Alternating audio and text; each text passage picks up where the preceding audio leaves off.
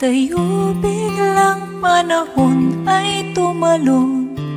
Ako nang nagdedesisyon. Hawak ka sa bawat paghinga ay humiling na bumalik sa kung paano tayo noon. Parang may kulang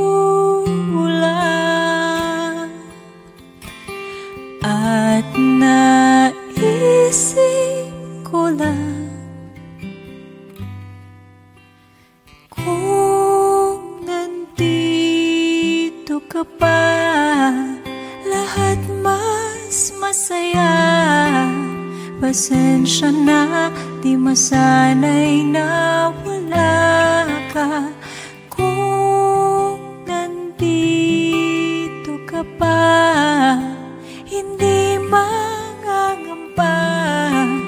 Ramdam kita, pero sana nandito ka pa.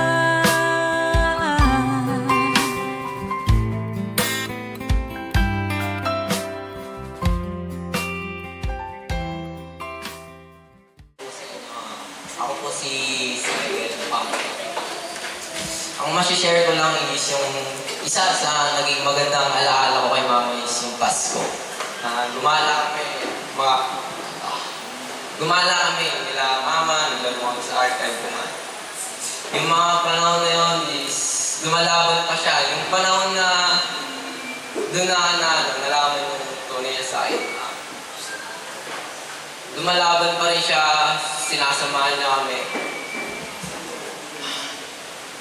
Yung mga panahon na yun, kitang-kita ko talaga sa mata ni Mama yung saya na kasama kami. Isa yun sa magandang naging alaala ko namin kayo sa kanya. Yung gumana, naglaro kami. At yung last, yung pinaka-last na magandang nangyari is yung New Year. Naaling si Mama ng paputok. Tili si Mama yun. Tumili siya. Nagulat siya. Isa na ng message. Mag-message siya ng mamimiss ko yung boses mo. Yung sermon mo sa akin. Yung kung paano mo ako pagalitan. Paano mo ako kausapin. Sumabit po. Nakakapakinaya na kasi hindi kinaya ng powers mo, Ma. Na sana hindi ka pa umabot sa birthday ko. Pero alam ko naman, masaya ka na ngayon. Kasi kasama mo na si Lord, si Nanay, at si Lolo. Kahit sa huling punto ng buhay mo, kami pa rin inaalala mo. Di mo kami pinabayaan kahit kailan.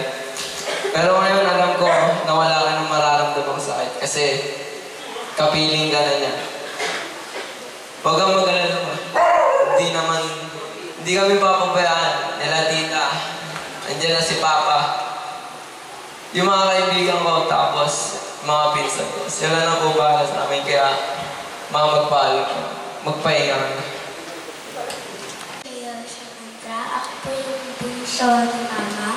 Ang masayang alaala ko po sa kanya is na hindi ko alam kung anong date niya, pero nasa kotse kami nun eh.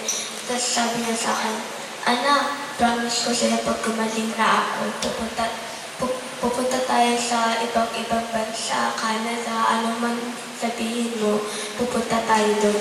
Tapos sasakay tayo ng hot air balloon, pag naging mayaman na ako, ayun. Hindi ko alam, pero nasa kotse kami nung kasama namin sila sa dyan. Pinangako niya sa akin yun. Tapos, ewan ko, hindi niya na matutuloy yung promise niya. Pero sana patuloy pa rin namin yun kahit sa langit. Ang mamimiss ko din kay Mama is yung halik niya, tapos ang yakap niya habang nagtatantrum ako. Lagi niya ako sinusuportan sa kahit anong bagay man. Tapos, Yung boses niya din, pag-miss ko. Kahit na minsan nag-aaway sila ni Kuya, okay lang. Hindi mo kami papabayaan kahit anong bagay. Alam ko masaya ka na ngayon kasi nakakapagpahinga ka na, kasama na si nanay. Tita Jody, may you rest in peace. We will always remember you in our hearts and we love you very dearly and very, very much. Gusto ko lang i-share yung pinaka-favorite ko na memory kay Tita Jody. Kasi tumira siya sa amin, panandali ang panahon. Lagi ko siyang kasama, nanonood kami ng K-drama. Tapos si Tita Jody, sobrang saya niya kasama. As in, sobrang positive niya. Babatiin kasi sigawan ka. Sobrang positive niya. Tapos nito, bago siya mawalan ng hininga, napagalitan niya pa nga kami ni Siren. Tapos nag-sorry kami sa kanya. Tita Jody, magpahinga ka na. Wala nang sakit dyan sa langit. Makikita mo na rin si nanay tsaka si daddy.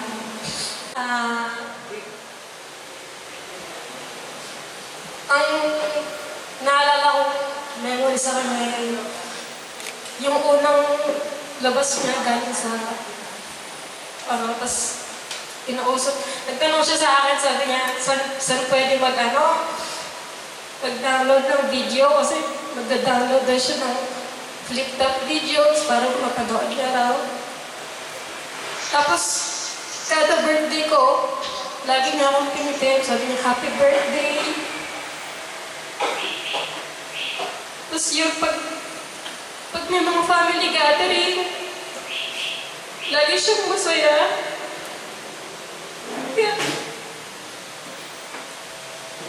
Kaya sobrang laking loss nito sa amin. Pero alam namin lahat na okay na siya ngayon. Yan lang. Papasalamat ako kay Tita Jody kasi gusto niya akong pwede sa kanya. Sobrang sad kasi hirap na hirap si Tita nun eh. Pero ngayon, okay naman na, hindi na siya mahihirapan. Papahinga na po siya sa langit. Memories ko sa kanya nung dalawa kami pumunta kami kay Cycle. Nung hindi sumama sa akin si Cycle mo, umiiyak si Tita Jody sa akin.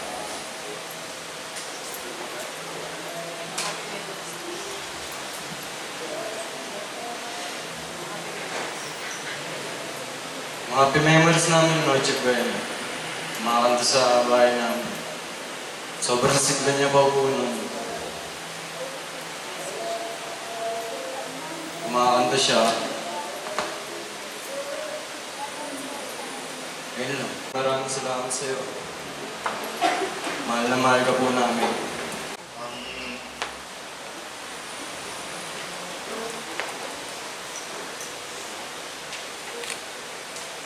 Nakaway na si Tito sa taas. Best memories ko kay Tita kung paano niya ako kausapin. Paano niya ako pagsabihin.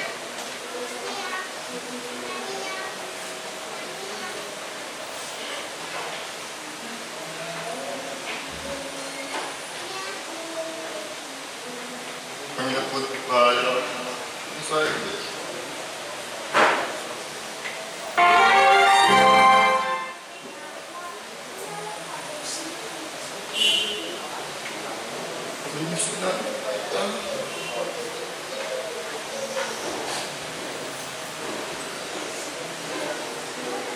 Mr. Tito, hindi ko nahihirapan.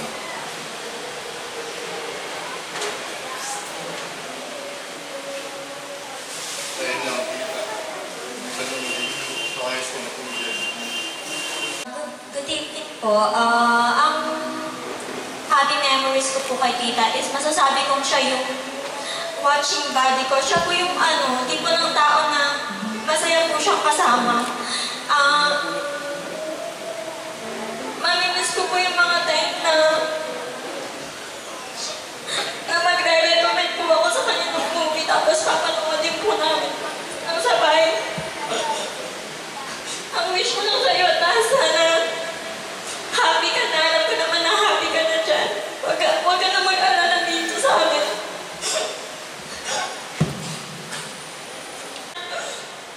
nag-let go, pero alam namin na kailangan po namin. Yun lang, sana happy ka na talaga dyan. Kami na pong bahala kay na cycle. Tita Jody, I need you so much. Tita Jody, nasa baras po kami. At sobrang saya niyo po at ang galing po kumanta. Sigla-sigla din po. My message is, pahinga ka na po and no more pain. Yung pinaka-the best niya na inaalagaan kami ni Kyle, ni Shiloh, Kalia. Sana mas masaya na siya doon. Makikita niya na si Lolo at saka si Nanay. Mahal ko po si Tita Jody, si Nanay, Lolo. Ayun lang po. I love you, Tita Jody. Mamimiss kita. Masasabi ko lang kay tita, yung best memories namin, yung bago magpasko, yung binigyan niya po kami ng ano. Tapos, ilang buwan po, nagulat na lang po ako pag uwi ko. Sabi po sa akin, hindi ng Lisa, patay na daw po ng Tito John.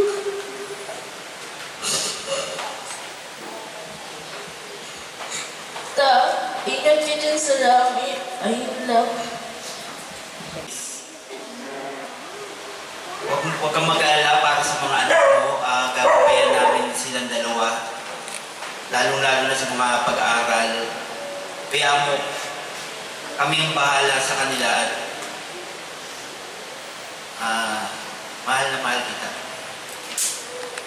Jody, maraming salamat sa panahon na na-share mo sa amin, sa mga memories na nakasama ka namin. Si Jody yung tao na sobrang saya kasama. Kahit saan mo siya dalhin, okay siya. Napakasaya niya kasama, tapos pangit o maganda yung punta namin, wala siyang negative feedback. Maraming salamat sa share mo sa amin. Sa faith na pinakita mo sa akin, Jody, sobrang nagpapasalamat ako. Nakita ng dalawang mata ko kung gaano ka kabuti. Tsaka kung gaano ka tibay yung faith mo kay Lord. Sobrang nakakalungkot na mawala kami sa katulad mo dito sa mundo, pero kailangan namin itong tanggapin. Dahil tinapos na ng Panginoon ang purpose mo dito sa mundo. Huwag ka mag-alala sa mga anak mo. Nandito yung mga kapatid mo. Nandito kami para gabayan sila. Yun lang. Muna po sa lahat, salamat sa lahat ng pumunta dito para damayan sa pagluluksan namin para kay Jody. And magandang gabi na rin. What call this? Jody. Jody is a special girl to us. Family. Isa kami sa malulungkot sa pagkawala. Sobrang taas ng energy niya kasi. Siya yung kada lalapit sa isang tao. Halbayaw, sa mga kapatid, sobrang taas ng energy niya. Ano ba? Minsan, masayang alaala namin dyan tuwing magbibidyo okay. Ang ganda ng boses niyan. Tuwan-tuwa ako sa boses niya. Minsan, nag-visit na rin ako dyan. Minsan na lang ako kumantay, nagawan niya pa. Lalo niya paborito kong kantang tuwan po. Grabe. Pero kahit gano'n siya na sintonado, mayroon ko ba dyan? Ampun niya ba yan? Kasi lahat sila, ang gaganda ng boses sila magkakapatid. Bukod tangi siya, ang ganda ng boses. Naamis ako, sobra. Grabe. Tapos, ano pa siya? Pili niya nagko-concept siya eh. Lagi. Parang gano'n siya. Idol, no? Idol. Taas ng energy.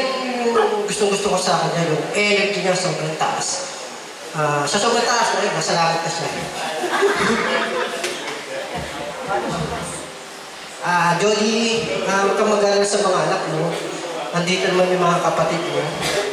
Gagabayan naman. Nandito naman kami, gagabayan namin. That time, isa ako sa nag-message sa kanya na lumalaban na siya. Alam niyo, tinawag ko yung laban niya na happy battle. Why? Because alam ko kasi nandito lahat ng mga kapatid niya that time na kasama niya lumalaban sa sakit niya. Yun lang. Rest in peace. Salamat sa mga masasabi ko lang kay Jody, napaka-strong niya kasi kakayanan niyang sayang kasi hindi siya gumaling. Pero ang lupit niya kasi tumagal yung kinaya niya yung hirap. Hindi ko makakalimutan sa kanya yung kasi every day off niya babandik sila ni Mickey. Minsan inaabot ako, kasama na ako. Tapos yun, yung pagkanta niya yung talagang di makakalimutan sa kanya. Tsaka isa pa yung dinalaw namin siya sa ospital. Natuwa ako kasi nabiling niya yung mga gusto niya mangyari sa anak niya. Tsaka nung nangihina na siya, nakahiga siya. Pagpasok sa pintuan, ninitihan niya ako. Masaya siya. Kaso pagkatapos niya ngumiti, tinanong niya si Mickey, sino siya? Umano siya. Natuwa pa rin ako siya. Masasabi ko, Jody, huwag ka mag-alala sa mga anak mo. Yung mga sinabi mo sa akin sa hospital noon, pipilitin kong magawa. Yung mga pinili mo, hanggang sa abot ng aking makakaya. Sa lahat, thank you sa mga nakiramay. Kasi Ate Jody, first time ko siyang na-meet nung nagpaplano kaming magpakasal ni Paulino. Actually, ayoko talagang ituloy kasi gusto ko kompleto yung family niya kasi kompleto yung sa side ko eh. So, nung hindi naka-attend si Ate Jody sa kasal, alam ko, isa yun sa malungkot na part ng buhay ni Paulino. Pero, may dahilan talaga si Lord sa mga nangyayari sa atin. And then, talagang matapang, mana yan kay Naye, si Ate Jody. Siya talaga yung nagmana dun sa biyanan ko kasi nakita ko kung paano niyang binago yung buhay niya. Binago niya talaga as in. Binago niya pati yung buhay ng mga anak niya. Talagang pinangako niya kay Lord na sa pag-angat ko, kasama kong aangat yung dalawang anak ko. Kaya talagang proud na proud ako sa kanya. Hanggang sa huli, pinipilit niyang lumaban para sa inyong dalawa kayo inside you. Kaya yung bagay na gusto ni mama niyo na mangyari, tuparin niyo yun kahit wala na siya. Kasi yun yung bagay na pwede niyong iregalo sa kanya na hindi siya naging masamang ina. Kasi kung mararating niyo yung mga pangarap na gusto niyo na gusto ng mama niyo, doon niya masasabi na naging mabuti akong nanay sa inyong dalawa. Kayong dalawa yung magiging parang legacy, and then kayong dalawa, lahat ng gagawin yung pagkakamali, hindi yun mapupunta sa inyo, hindi yun itatapon sa inyo. Sa tuwing gagawa kayo ng pagkakamali, ang laging masisisi yung mama nyo. Kasi siya yung nakasama nyo ng matagal. So, sa bawat gagawin yung desisyon, lagi nyo isipin na magiging masaya si mama ko dito, kaya ito yung gagawin ko. Wag na wag nyong, kumbaga, wag na wag nyong lagyan ng pangit kasi alam natin na ginawa niya lahat para sa inyong dalawa. Priority niya kayo. Kasi sa edad nyong yan, lahat, paglalaba, lahat, inakong ng mama niyo kasi bumawi talaga siya. So, tuparin niyo yung mga pangarap niya sa inyo sa Eagle kayo. Para maging masaya si mama niyo na tuluyan sa heaven. So, Ate Jody, katulad ng huling sinabi ko nung nasa hospital tayo, kasi kami ng mga kapatid mo, ng mga bayaw mo, kasama mo kami hanggang sa dulo na tutulong sa mga anak mo para matupad nila yung mga pangarap nila. Masaya na kami. Hindi ako nalulungkot na nawala ka kasi dun sa heaven, dun mo mararamdaman lahat ng happiness na hindi mo naramdaman dito. And then yung pangarap mo na makasama si Nay, matutupad mo na yun. Ang swerte mo nga kasi sa inyong magkakapatid, ikaw yung unang makakasama ni Nay sa heaven. Nalulungkot lang ako kasi nakikita ko kung gaano kasakit sa mga kapatid mo, sa mga anak mo yung pagkawala. Yung mga gatherings na na gagawin natin, hindi na siya katulad ng dati. May kulang na, so basta huwag kang mag-alala. Gusto ko umakit ka sa heaven nung wala kang iisipin, kundi kaligayahan lang. Kasi kami dito, magiging okay kami para sa inyo ni Nay. Thank you po. Si Tita Jody po, isa sa pinakamabait kong tita. Talagang, nung nalaman namin na may sakit siya, tapos nilala na siya dun sa bahay namin, sa bagong ilaw. Talagang inaasikaso ko talaga siya kasi gusto ko gumaling siya. Kahit ayaw ko ng mga gulay na ulam, talagang pinagluluto ko siya kung talagang pinaalagaan namin siya. Kaya nung nabintaan ko na nawala na siya, talagang nasaktan din naman ng sobra, lalo na yung naalala ko yung anak niya, si Kayla Disney pa. Alam ko mas mahirap sa kanya yun kasi bata pa siya.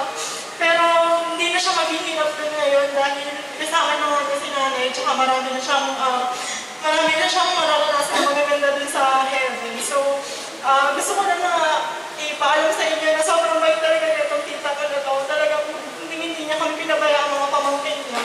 Talagang supportive siya sa amin. Yun lang. Ako yung pinaka-hurtful kung masasabi na hurtful kasi ako yung lagi niyang kasama, no? Mula ospital, lagi siya sa akin nagtatanong anong magiging desisyon ko, ganyan, ate, anong ganito. So ako bilang ate niya, inilaban ko siya talaga kasi wala na kaming magulang, no? Wala na kaming nanay at tatay. So kami magkakapatid na lang talaga yung inaasahan ng bawat isa. Tapos sa point ko pa, dahil ako yung eldest, medyo pressured ako kasi syempre ako yung wala nang aasahan, ako lang. So para sa akin, sabi ko sa kanila, pag panganay ka, bawal kang sumuko, bawal kang mapagod. Pero sa totoo lang, pagod na po ako nung lumalaban kami. Kasi nakakapagod talaga. Kaya ang prayer ko, sana wala na pong mga magkakapatid pa o wala ng ate na kagaya ko na dumaan sa laban namin magkapatid. Dahil napakahirap po. At ang pinakamahirap na desisyon na ginawa ko sa buong laban namin nung pumasok ako ng kwarto sa hospital, sinabi ko sa kanya na, halika na, uwi na tayo. Kasi wala na talaga siyang pag-asa pa. So napakahirap sa akin na nilaban ko siya from day 1 hanggang sasabihan ako ng doktor na wala na talaga pag-asa. So para sa akin medyo painful kasi ako ang tipo ng tao na fighter din ako competitive ako. Ayoko nung natatalo ako. Kaya nung nakalaban namin si cancer, natalo kami. Kaya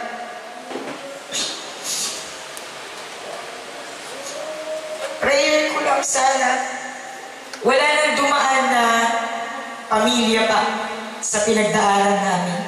Dahil alam ko ang kapatid ko nasa langit na siya, masaya na siya. Wala na siyang paghihirap doon. Kami lang naman yung naiwan dito, kami yung pinaka magsasuffer na naman.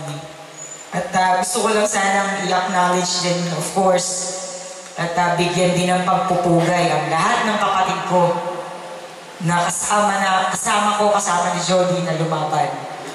Napaka-brave ng mga kapatid ko. Wala ni isa sa amin ng iwan sa kapatid ko during nalaman namin nagka-cancer siya, nag-treatment kami, nalaman namin tinaningan siya, punta kami ng Quiapo kung ano-ano binili namin para ma-save siya. Pero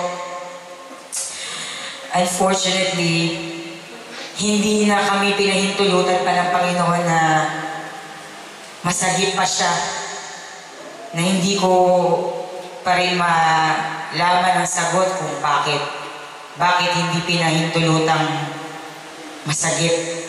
Dahil lahat naman ng kaya namin gawin, ginawa namin. Pero syempre, nasa Diyos na lang ang sagot niyan. Soon enough, malalaman din namin. Alam ko na pagkatapos ng lahat ng to, lahat ng paghihirap namin magkakapatid, ng mga anak ni Jody, alam ko meron tong pupuntahan na maganda. May plano ang Panginoon para sa atin, para sa amin. So ngayon, di pa namin alam. Pero soon enough, alam ko, mauunawaan namin kung bakit. So, ang gusto ko lang i-share sa lahat ng tao nandito ay ako yung ate, pero ako yung tinuruan ng kapatid ko sa maraming bagay. Napakaraming ang tinuro sa akin. Super. Sa pananalig sa Panginoon, sa pagiging mabuting tao, marami siyang tinuro sa akin. So kapatid, alam ko, hindi mo na ako naririnig kasi hindi na ikaw yan eh. Katawan lupa lang po ng kapatid ko to. Pumanik na siya sa langit. Pero kung sakali man na naririnig niya ako, ang tangi ko lang masasabi ay I hope, Jody, I made you proud as your ate. I hope masaya ka na ginawa ko lahat ng kaya ko.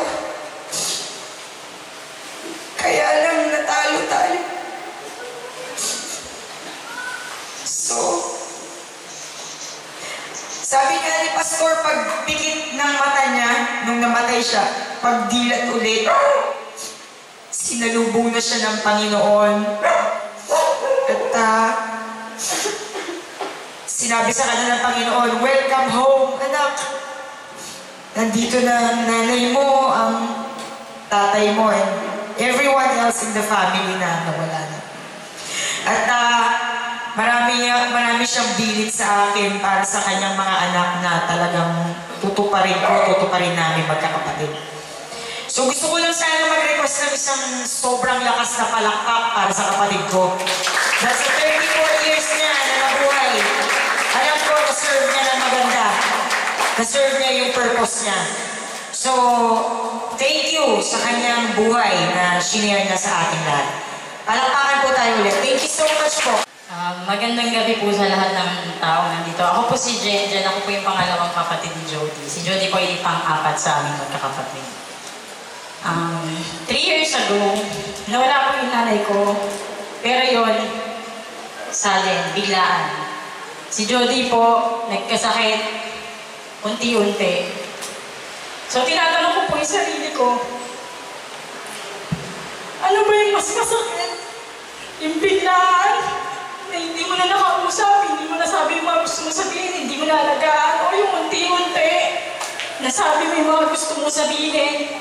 Pero habang pinapatay siya ng sakit, kami naman po pinapatay sa pagdurusa na nakikita namin siyang ganyan. So at the end of the day, yung tanong ko po, na ano ba yung mas okay? Yung biglaan o yung dahan-dahan? Ang nakuha ko pong sagot ay wala. Wala pong mas. Kasi death is death. So, pareha sila hindi na babalik.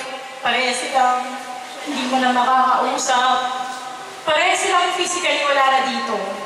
So, wala akong masagot sa sarili ko kung ano yung may mas masakit. Kasi sobrang sakit po talaga na mawalan. 34 years po ng existence ni Jody dito sa mundo is napaka-iksi po talaga. So, kami po magkakapatid, in fairness po talaga sa amin, nilaban po talaga namin si Jody. Lahat ng pwedeng gawin, ginawa po namin sa kanya. Lahat ng pag-aalaga, lahat po. Kasi ang plano lang naman namin magkakapatid. Lumabas tuwing weekend, ang plano lang po namin magkakasama kami hanggang sa tumanda. Ilagi lang po kami nandyan sa isa't isa kami anin kasi po wala naman po kami magulang. Pero ang plano po ni Lord, kunin na si Jody. Tapusin na po yung paghihirap niya. So, wala naman po kami dahil yun ang plano. Nakakamiss lang po kasi kami po ni Jody ang magkasama sa bahay. So, tuwing uuwi ako, alam mo yung marinig ko siya dyan, nagsasalita siya dyan sa kwarto nila, kausap yung mga anak niya. Pero ngayon, uuwi kami, ang dilim na ng bahay, wala na si Jody.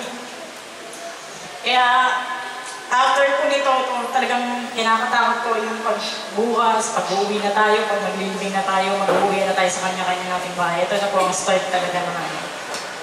Sobrang hirap na pagdadaanan natin. Pero, still po, thank you pa rin po dahil sa 34 years po ni Jody, talagang pinasaya po niya kaming magkakapatid. Si Jody po yung tipo ng tao na pag wala siya dun sa event, hahanap-hanapin mo siya. Yung tipong, ba't wala si Jody? Ba't walang kaingay? Si Jody yun. So, si Jody po ang pinakamatapang mong kapatid. Pinakamalakas yung faith kay Lord. Never nag-question sa lahat ng nangyari sa kanya. Kaya po talagang, in a way, kahit masakit, at least wala na siyang pain. At ang lagi ko sinasabi sa mga kapatid ko, mag-reunion po tayo sa langit. Yun lang po. Tatlong kapatid ni Jody. Kasi si Jody pang-apat po siya. So, sumunod po siya sa akin. Hindi po nagkakalayo yung edad namin kasi 1 taon lang yung agwat. So, most of the time, kahit kabataan pa lang namin, kami talaga yung magkasama. Kalokohan. Pero matagal ko eh, minsan ginagawa niya yung assignment ko, pero ayoko. Kaya siya na yung matalino sa lumaki kami. Anyway, kahit saan ako papira, nakasunod sa akin yun. Sa padayero, sa ano. Lagi siya nakasunod. Kasi makadayero. Tapos yun, sa lahat ng bagay, tinutulungan ko siya sa lahat ng maaabot ko. Nasa tingin ko, kaya ko siyang tulungan. And then dumating yung time na nalaman namin na nagka-cancer siya. Alam naman natin lahat na ang cancer parang death sentence talaga. Pero hindi namin tinatanda. Laban tayo, kapatid. Pero kasi siya, tanggap na niya. Yun yung maganda sa kanya. Tanggap niya na kung ano kahantungan niya. Yun lamang, nasasaktan siya sa mga kapatid niya. Kasi niya, hindi daw namin matatanggap. Nalaban pa daw, naiinis nga daw siya sa akin. Pag sinasabi ko na ganito, ganyan, kailangan magpa-opera ka. Hindi nga, ganyan yung sakit ko. Tanggap na niya, so kailangan tanggapin ko rin ng maluwag para kasalanan. Ito lang message ko sa iyo, kapatid. Wala kang nakakagaw ng mic sa video ko, nakakainis ka. Mamimiss ko yung kanta mo, yung tawag mo sa akin, tawag niya sa akin, Diwe. Tawag ko sa kanya, Dudi.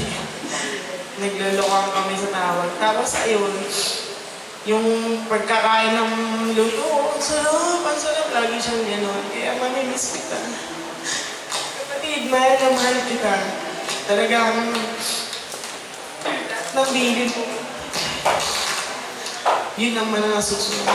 Mahal kita, kapatid. Kiss mo kay nanay at kay daddy. Alam ko, nandiyan ka na sa langit. Makikipag-wait mo na kay Abraham. Kay Moises, yun naman ang pangarap mo. Si Jesus Christ, may nakap mo. So, isang banda, masaya na rin ako kasi kaysa nakikita ka na araw-araw nahihirapan. Araw-araw umahawa ka sa tiyan mo na napakasakit mo lang naman ako magawa. Kaya siguro mas okay na rin yan. Yun lang. Para sa kalaman nyo, lahat ng kapatid ko babae, ako lang ang lalaki. Kaya kung sinasabi ni ate yung pressure nasa kanya, mali yun, nasa akin. Kasi pag sila nag-iyakan, hindi ako nakikiano eh. Ako pumunta lang ako sa CR, umiyak ako mag-isa. Every time na araw-araw, kung nakapansin nyo, ang laki ng binagsak na katawan mo. Alis hindi na ako nakakatulog. Then, ngayon lang naman sabi ko kay Jody, sobrang minimiss namin ito kasi kada get together kami, yun niya. Laging gusto niya, siya yung kakanta, ganyan. Siya yung pinakamagaling kumanta sa amin eh. Na lagi ko lang maalala sa kanya yung mga gusto kong maalala lagi sa kanya yung mga masasayang memories. Ayoko nang maalala pa yung masasayang naramdaman namin magkakapatid. Kasi kung mararamdaman nyo, baka hindi na kayo makakain. Sobrang bigat ng pinagdaanan namin. Hanggang sa umaabot na yung sa punto na halos lahat kami hindi na kami nakakain, hindi na kami nakakatulog.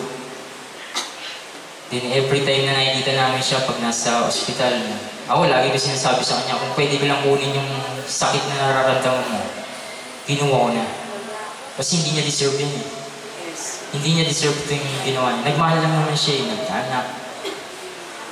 Tapos ganyan pa yung nangyari. Minsan mapapatanong ka na lang eh. Nandun na kami sa punto na magtatanong na kami kung bakit eh.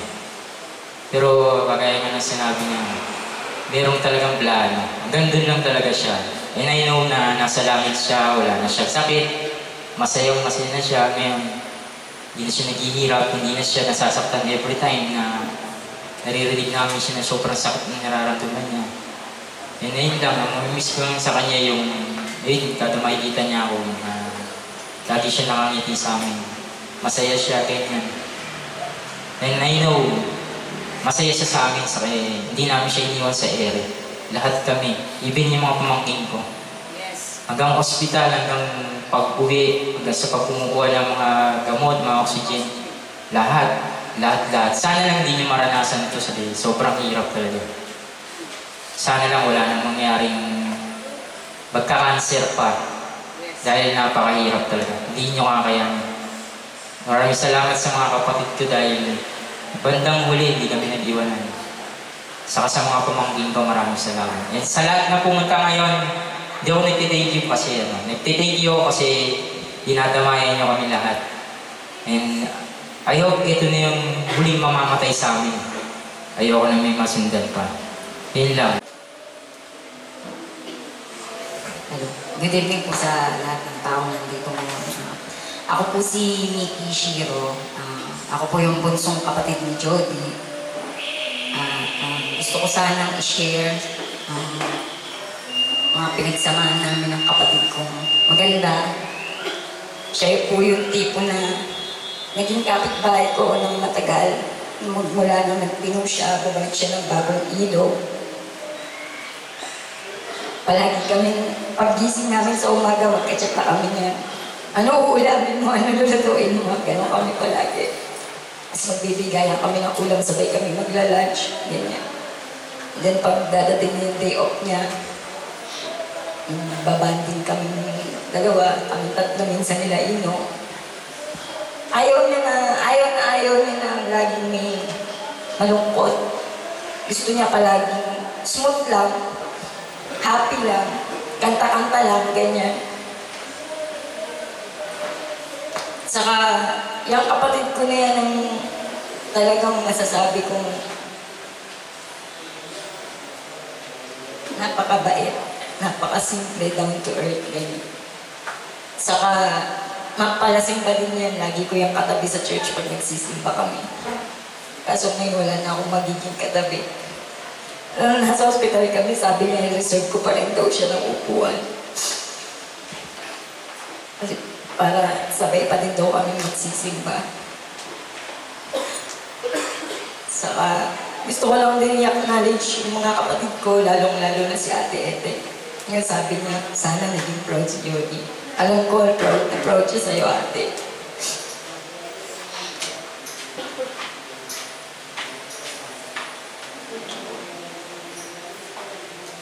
Namimiss kita, Jody. No more pain ka na eh. In-accept naman namin yun, so, pero ang hirap kasi mag-let go. Napak na alam na namin wala ka nang hirap dito. Kaso talaga sobrang mamimiss ka na. Ang hirap mong i-let go.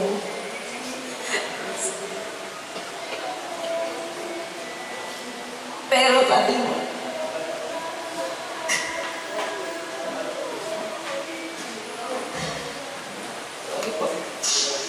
sana palagi mo kami maalala, hindi mo kami makalimutan. Ilang po.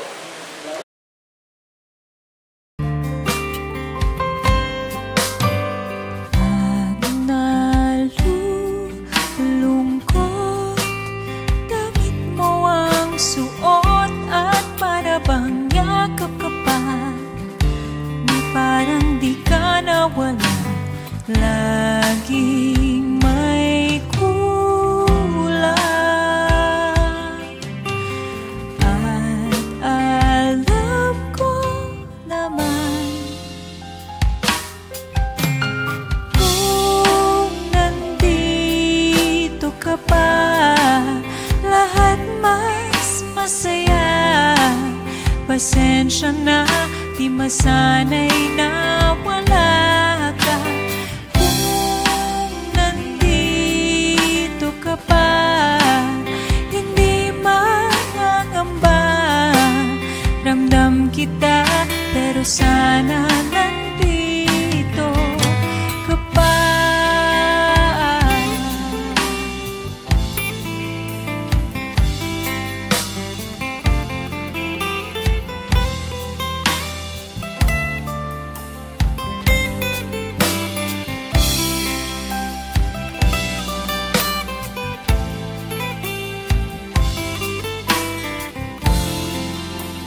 Pasensya na, kinakaya kong wala ka. Kung nandito ka pa, lahat mas masaya. Pasensya na, di masanay na wala ka. Kung nandito ka pa, hindi mangangamba. Parang ang gaan, parang ang dali, na parang kaya kong itama ang mali. Mas masaya pag nandyan ka. Sana nga nandyan ka pa.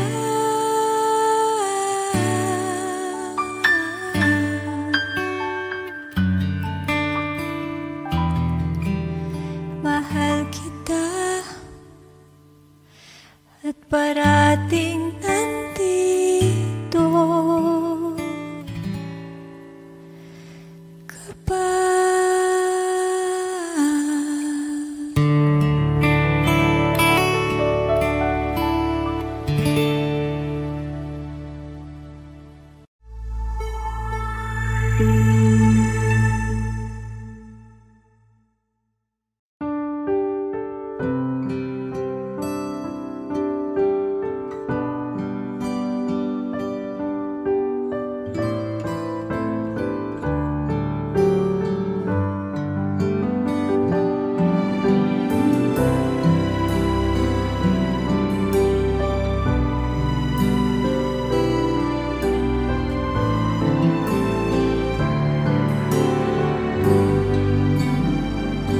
Sa piling mo, ako'y buhay. Napapawi ang lungkot at lumbay. Walang iba para sa'kin, at habang buhay kitang mamahalin. Ipinapangako ko, pakakaingatan ko ang iyong puso. Hindi ka na mag-isa, pagkat ako ay lagi mong makakasama.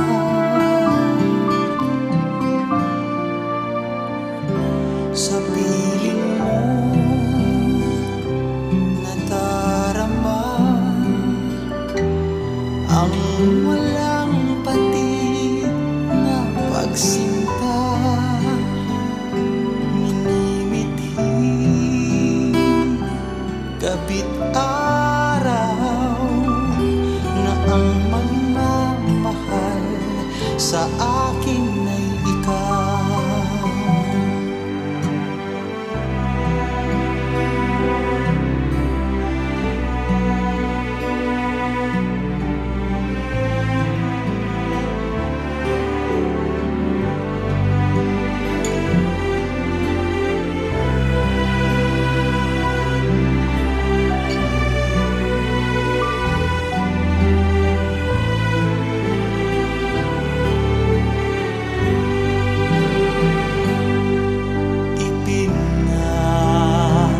Pangako ko, pakakaingatan ko ang iyong puso.